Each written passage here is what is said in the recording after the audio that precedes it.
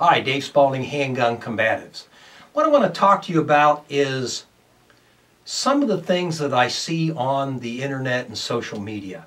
And no, I'm not going to rail. I'm not here to trash it or anything like that. Folks, I've come to realize that even at my advanced age, that if I'm going to run a training business in 2018, you got to have Facebook, you got to have Instagram, you got to have the YouTube and all the various social medias to reach out, because there are so many people in the firearms training business that everybody's looking to distinguish themselves. But it's that distinguishing themselves that's kind of made me think about something that just came up recently. And what I'm talking about is I saw a post, and I quite frankly can't remember what it was. But what came back almost immediately was, hey, that's legit, or man, he's really legit. And I got to, what are they talking about? What do they mean legit? Well, obviously they're talking about the word legitimate. So going to my old worn out Webster's dictionary, I thought I would look up the definition of legitimate. There turns out to be 4 different phases to the definition. So let me give you the first one. Born to parents who are married. In this day of political correctness, you can bet that that is not in the online definition. Number 2 is lawful. Number 3, conforming to accepted rules and standards. And number 4 is reasonable. So when someone's talking about that's legit, are we talking about reasonable, legal, accepted standards? Probably not. I don't think that's what they're getting at all. But what we're using is basically the word in kind of a slang format. And what's the most famous word used in that kind of a format? Cool. Let's face it, when I say, hey, he's cool or that's cool, we're not talking about the temperature of an object or a substance. We're giving high praise to someone, because when you say that's cool or they're cool, you're basically giving social acceptance. That's pretty neat. You know, well done. So when we're talking about the word legit, what we're probably referring to, especially in the combative firearms training arena, we're probably talking about someone who knows of what they speak. A person that has the background, the experience, the knowledge level to actually make a point, teach a lesson, give you information, and because of that history, that background, that knowledge base based on experience, wow, yeah, that is really legit.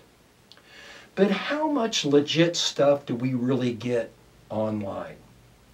Because in this day of social media and all of the information that you can Google, it's real easy to develop a whole lot of false expertise.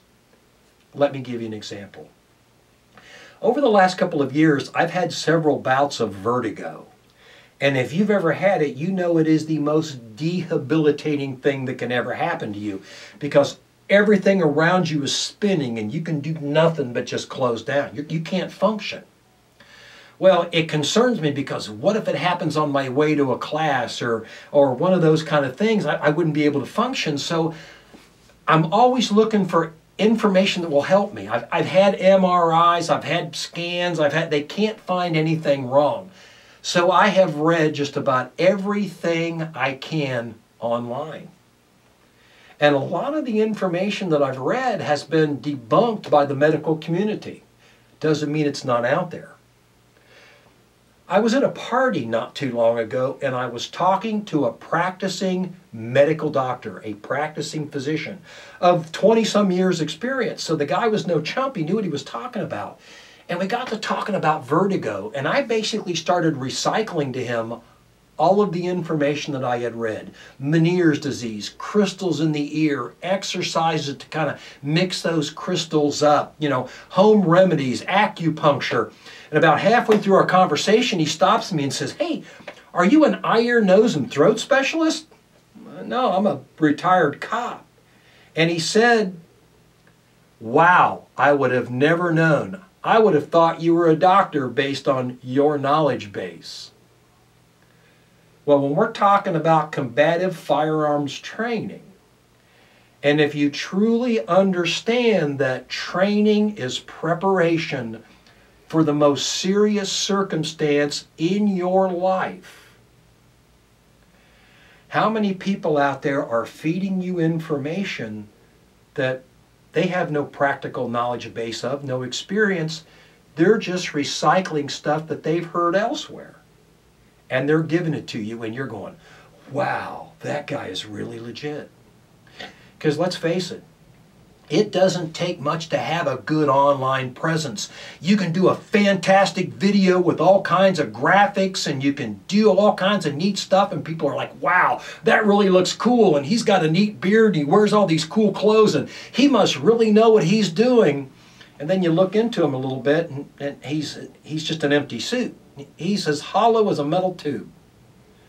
But he recycled a lot of really neat information from reading the internet or maybe going to gun school. Is that where you want to get the information you're going to defend your life with? Is that truly legit? It's something for you to give some thought to. Because let's face it, folks, image and reputation are not the same thing. It doesn't take much in this day and age of social media and online presence to develop a huge, fantastic image. But a reputation is something that's hard-earned through experience, knowledge base, training, and it's not something that you can get by just throwing up some flashy stuff on the internet. So when it comes down to deciding whether something is legit for your personal security, be careful, because not all legit sources are the same. Dave Spaulding, Handgun Combatives, thanks for checking in.